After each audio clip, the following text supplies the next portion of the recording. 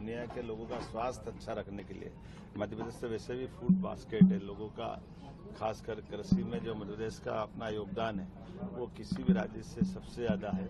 ऐसे में हमारी खेती में कम से कम रसायन का उपयोग हो, जैविक को प्रोत्साहन देकर के निर्यात में हम बड़ी भूमिका अदा कर सकते हैं। अब तो जैविक कॉटन की बहुत ज़बरदस्त मांग है।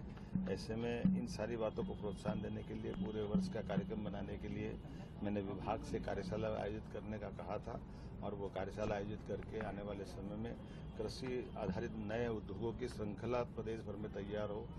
जैविक खेती, प्राकृतिक खेती को प्रोत्साहन देने के लिए जैसे पिछली बार 30,000 हेक्टेयर का इसमें टारगेट था, अब की बार हमने कहा कि 1 लाख तक बढ़ाइए और 5 साल में इसको 5 गुना करना है। कुल मिलाकर के हम अपने उद्देश्य की प्राप्ति करें।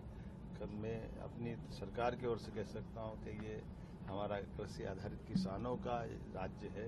किसान, महिला, गरीब, युवा सभी को एक तरह से खेती के आधार से ही सबकी प्रगति संभव है।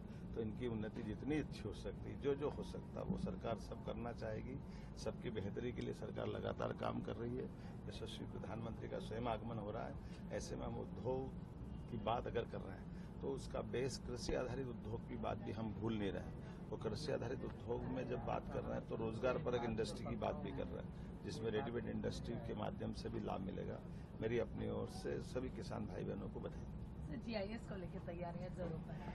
जीआईएस का आखिरी दौर चल रहा है और आज है पूरी 21 तारीख। परसों यशस्वी प्रधानमंत्री हमारे बीच अपने प्रदेश की धरती पे आएंगे और छतरपुर से होते हुए सायंकाल भोपाल में आएंगे।